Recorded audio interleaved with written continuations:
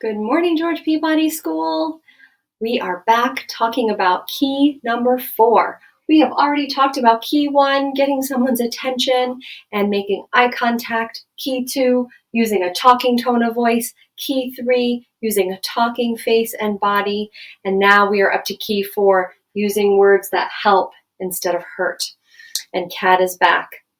Kat, you've been around a lot lately. I know. So Kat is back because Kat sometimes forgets when she is frustrated and mad to use her talking voice, but also forgets to use kind words.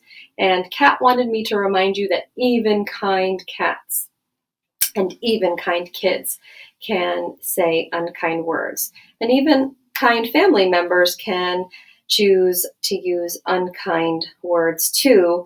And Lovey Dove is here too to help Kat practice finding different words to make things better. So we are going to practice because we want to try to make the hurt smaller. And it can happen to any of us, right? Right. So, for example, maybe these two are playing ball and Lovey Dove takes the ball from Kat because Lovey Dove thinks that they are playing catch, right? But Kat didn't want to start yet, so Kat might say, "Hey, give it back!" Well, that just really hurt Lovey Dove's feelings, so we're going to put hurt in Lovey Dove's pocket under her wing, and Lovey Dove is feeling very hurt. Right. And so one thing that Lovey Dove can do is Lovey Dove could say, "Give it back to me." Now, would that make the problem bigger or smaller?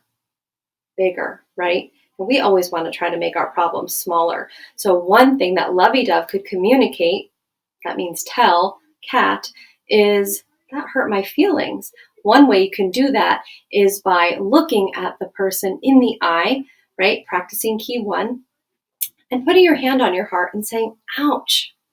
So Lovey Dove's going to try that. Now, Lovey Dove, that's hard for Lovey Dove to do, but Lovey Dove can make eye contact and say, "Ouch." So let's try that again. "Hey, give it back." "Ouch." "Oh, sorry, Lovey. Can I have the ball back?" "Sure." So that's an example of how we can let the person know right away when they have hurt us. And we can also ask the person to use kind words. So we can say things like, "Can you try that again?" Or, "That hurt my feelings." So sometimes I have noticed that students and kids can say things like, "You're a baby." How does that feel if somebody says words like that? Those aren't words that help, are they? Mm-mm. So can you find words that help in that situation? What if Kat were to say that? Maybe Lovey Dove was having a really sad moment and was crying. And Kat said something like, "Lovey Dove, you're being a baby."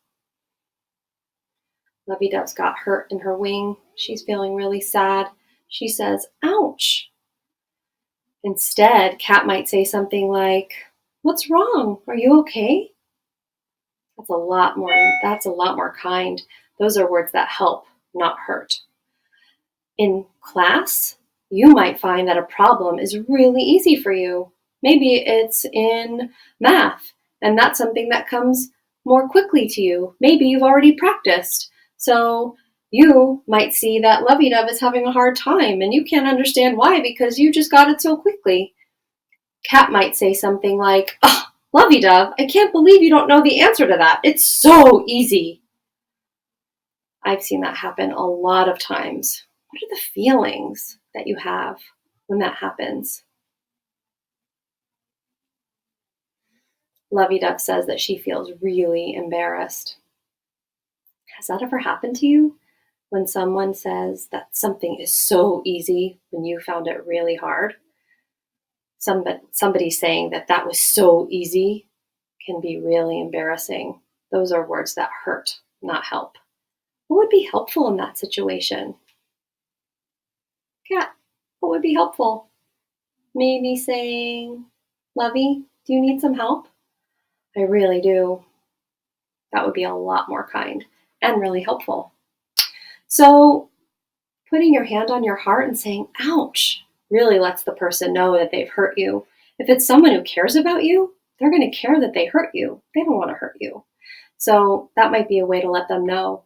Your challenge is to ask yourself, did that just help or hurt the situation? Did calling a sibling a liar help?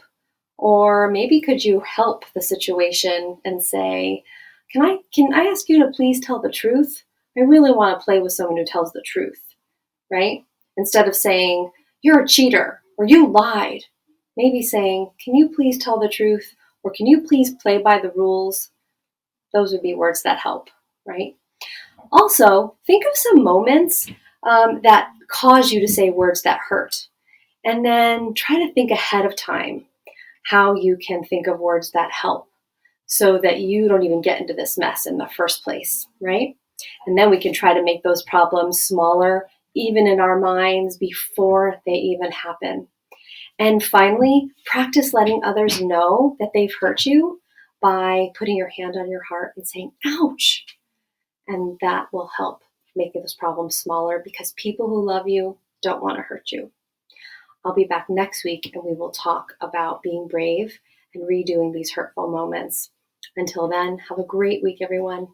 Bye.